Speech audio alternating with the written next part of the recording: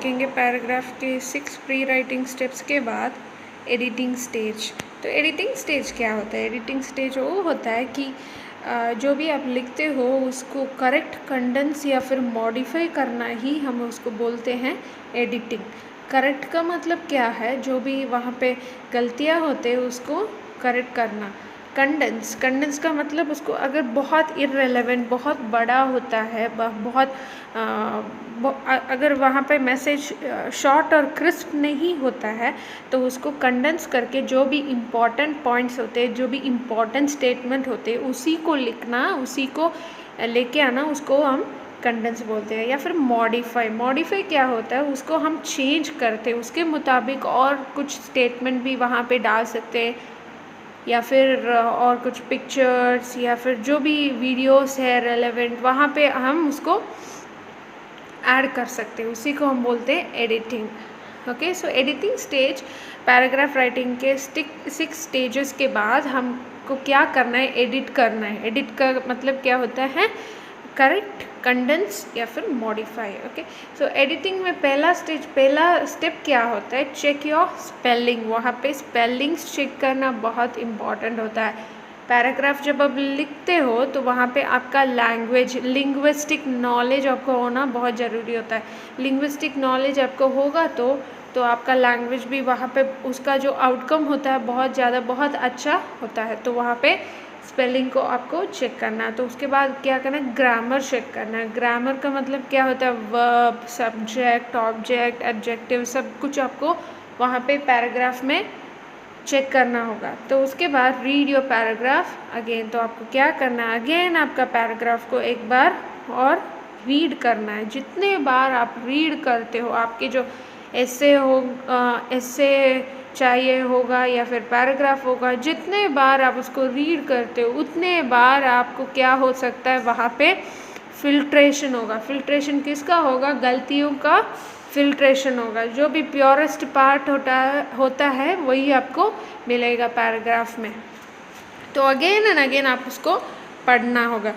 So make sure each sentence has a subject. So सारे sentence में main person, main idea, main topic जो होता है वो होना चाहिए। See if your subject and verb agree with each other.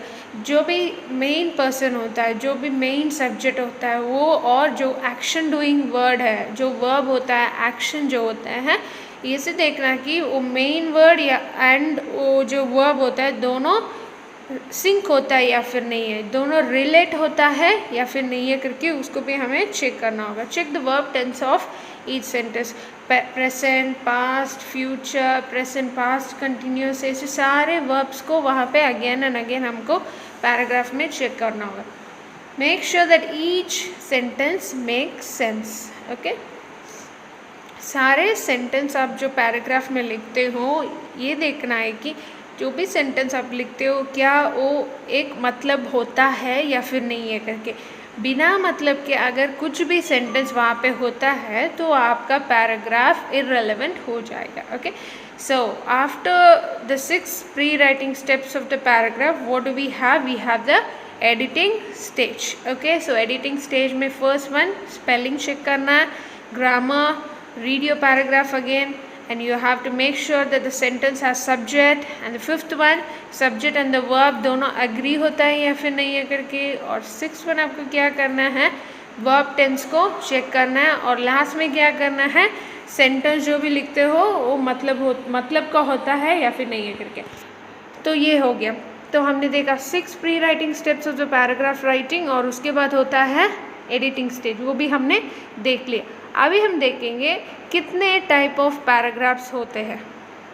ठीक है, जैसे बहुत सारे थिंग्स के लिए टाइप्स होता है, तो जैसे हमने देखा पैराग्राफ लिखने में कितना टाइप्स होता है। पैराग्राफ लिखने में क्या होता है? पहला होता है इंट्रोडक्शन, सेकंड होता है बॉडी, और द थर्ड वन और द फाइनल वन होता है वो है कंक्लूडिंग। ओके, सो वैसे ही पैराग्राफ राइटिंग में भी टाइप्स होता है। तो क्या कितने टाइप्स होता है? 5 टाइप्स ऑफ पैराग्राफ होते हैं। कितने टाइप्स होते हैं? 5 टाइप ऑफ पैराग्राफ्स। ओके, पहला वाला होता है नरेटिव। ओके, सो पहला वाला होता है, पहले हम देख लेंगे क्या होते हैं 5 टाइप, फिर हम एक एक करके हम आपको समझा देंगे। ओके, सो पहला वाला होता है narrative paragraph, second one expository, okay, so उसको हम एक्सपोजिशन पैराग्राफ भी बोल सकते हैं, okay. And third one definition paragraph, okay. Fourth one descriptive, okay, उसको हम डिस्क्रिप्शन पैराग्राफ भी बोल सकते हैं। And fifth one, last one, वो होता है comparative paragraph, okay। So how many types of paragraphs do we have? We have totally 5 types of paragraphs, and the first one is narration, exposition, definition, description and comparison, okay। So make sure this question you will get it in your examination, make sure you don't forget this 5 types of paragraphs, okay। इसमें आपका number बहुत easily मिल सकता है, ठीक है। So there are 5 types of paragraphs, okay। So पहला वाला type हम देखेंगे narrative paragraph। What do you mean by narrative? narrative का मतलब क्या होता है? अगर एक व्यक्ति जो भी कुछ हुआ है, पहले से कुछ हुआ है, वो कहानी के तरह दूसरे व्यक्ति के पास जब वो बोलता है, उसको हम बोलते हैं narrative paragraph। जो घटनाएँ पहले से हो गए हैं तो उसको क्या करता है, दूसरे व्यक्ति के पास बोलता है, तो हम उसको नरेशन बोलते हैं, नरेटिव बोलते हैं, ओके। नरेट करना, बोलना, ठीक है। एक व्यक्ति जो पहले से हो चुका है, जो पास्ट में हो चुका है, उसके बारे में एक व्यक्ति के पास और दूसरे एक व्यक्ति के पास वो घटना के बारे में बोलता है, उसी को हम बोलते हैं नरेटिव या फिर narration paragraph, okay. So normally chronological sometimes uses flashback. Flashback क्या होता है? सो फ्लैशबैक का मतलब कुछ नहीं है, जैसे आप फिल्मों में भी देखे होंगे, फिल्मों में जैसे कि सो नरेटिव पैराग्राफ क्या होता है, उसमें हम जो भी हो गया है पहले से उसको हम नरेट करते हैं। So this type of paragraph tells a story, that is a sequence of action on there a clear beginning, middle end into the paragraph. उसमें क्या होता है, सारे फ्लैशबैक जो भी पास्ट में कुछ हो गया है, घटनाएं कुछ ख़त्म हो गए हैं, उसके बारे में हम और व्यक्ति को हम बोलते हैं, उसको हम बोलते हैं narration, okay, narrative, okay. So next one, the expository paragraph. Expository क्या होता है? This type of paragraph explains something और प्रोवाइड्स इंस्ट्रक्शन, ओके। एक्सपोजिशन का मतलब क्या होता है? Explanatory writing, okay. एक्सपोजिशन का मतलब एक्सप्लेनेटरी, याद रख लेना। नरेटिव का मतलब क्या होता है? नरेशन, ओके, बोलना, किसी के पास बोलना होता है नरेटिव। और दूसरा क्या होता है? Expository paragraph. एक्सपोजिटरी क्या होता है? एक्सप्लेनेटरी, एक्सप्लेन करना, okay. So this type of paragraph what does it do? It explain something और प्रोवाइड्स द इंस्ट्रक्शन।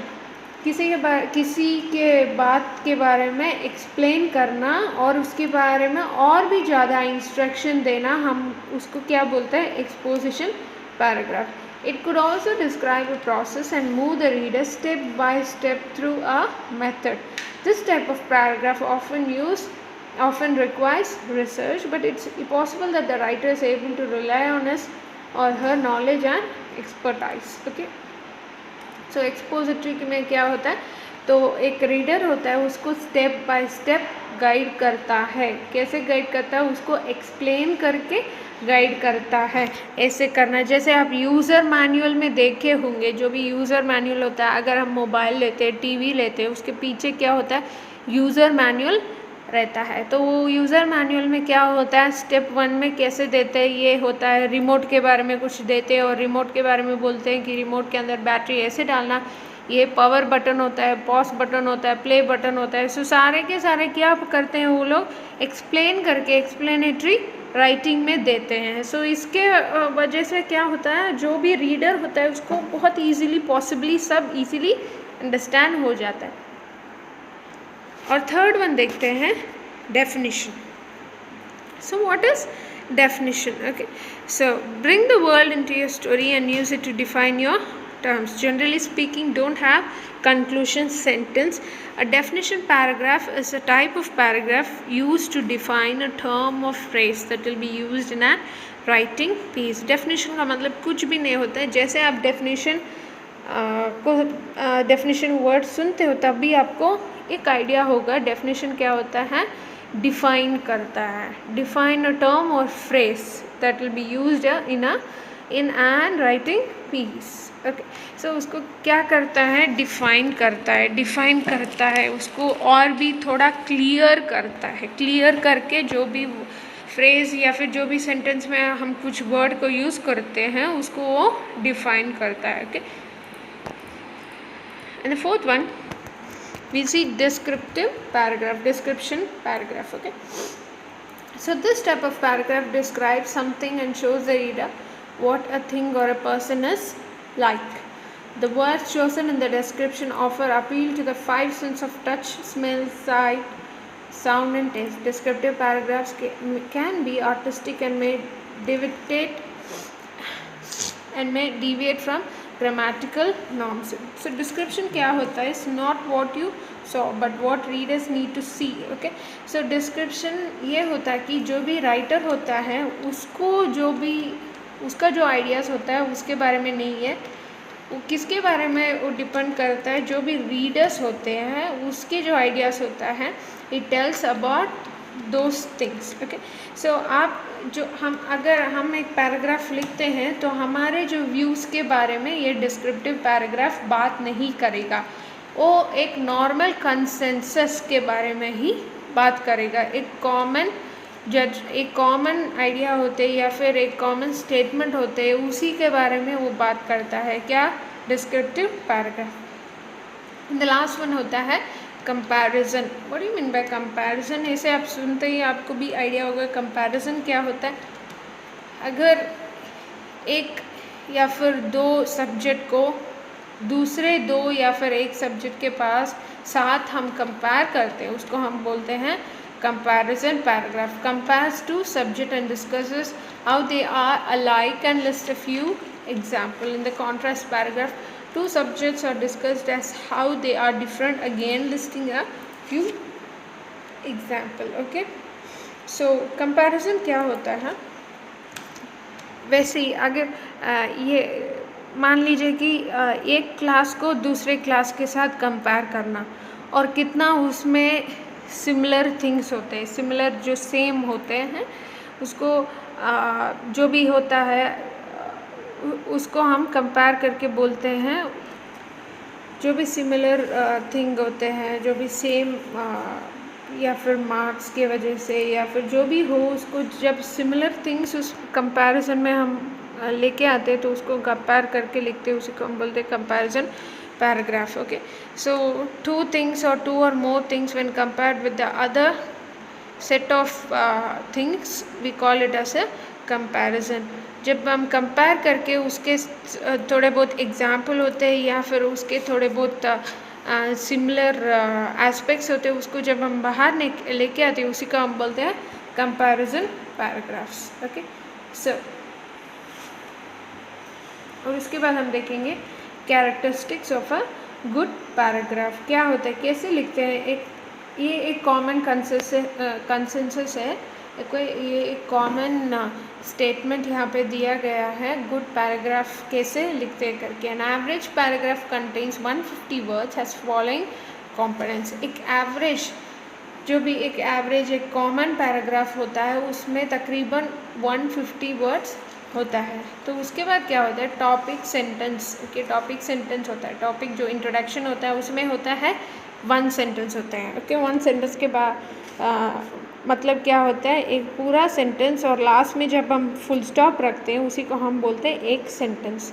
और दूसरा क्या होता है, support of the topic sentence. Okay, support of the topic sentence का मतलब क्या होता है, टॉपिक के बाद जो भी सेंटेंस होता है उसको हम support of the topic sentence बोलते हैं. ओके, 1 और 2 सेंटेंस, उसमें एक या फिर एक से भी ज़्यादा सेंटेंस लिख सकते हैं. और तीसरा क्या होता है, 2 और 3 एग्जाम्पल्स. ओके, सो सपोर्ट के बाद ये जो बॉडी होता है, टॉपिक होता है इंट्रोडक्शन, दूसरा होता है बॉडी ऑफ द पैराग्राफ, उसमें एक या फिर 2 सेंटेंस लिख सकते हैं और नीचे उसमें थोड़े बहुत एग्जाम्पल्स भी दे सकते हैं, ईच एग्जाम्पल ऑफ 3 सेंटेंस.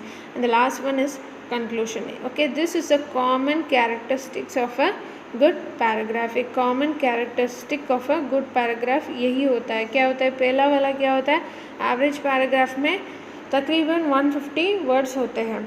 और उसके बाद क्या होता है टॉपिक सेंटेंस। टॉपिक सेंटेंस क्या होता है, वो इंट्रोडक्शन होता है। इंट्रोडक्शन में हम जो टॉपिक हमने चूज़ किया है उसके बारे में एक सेंटेंस हम वहाँ पे पक्का देना ही है। अगर एक से ज़्यादा सेंटेंस अगर आप देते हो तो कोई दिक्कत ही नहीं है, पर सिर्फ आपको यही देखना है कि जो हेडिंग होता है right a paragraph in about 150 words, right a paragraph in about 200 words, ऐसे जब देते हैं तो उसके मुताबिक आपको वहाँ पे लिखना होगा। अगर सिर्फ 150 वर्ड्स में देते हैं तो आप यही ब्लूप्रिंट आप फॉलो कर सकते हो। टॉपिक सेंटेंस में सिर्फ एक सेंटेंस होता है। सपोर्ट जो भी बॉडी सेंटेंस होता है उसमें 1 और 2 सेंटेंसेस भी हो सकते हैं और 3 सेंटेंसेस भी हो सकते हैं। और टॉपिक वो जो बॉडी के बाद नीचे हम क्या लिख सकते हैं 2 और 3 एग्जाम्पल, उसकी थोड़े बहुत एग्जाम्पल भी दे सकते हैं और सारे एग्जाम्पल के एक एक सेंटेंस दे सकते हैं। और एट द लास्ट क्या कर सकते हो, आप उसको कंक्लूड कर सकते हैं। कैसे कंक्लूड करोगे, जो भी आपने डिस्कस किया है इंट्रोडक्शन या फिर बॉडी में जो भी आपने डिस्कस किया है उसके बारे में एक छोटा सा जिस्ट देके आप ऐसे बोलोगे कि हमने इसके बारे में डिस्कस किया है and thus we are concluding the paragraph.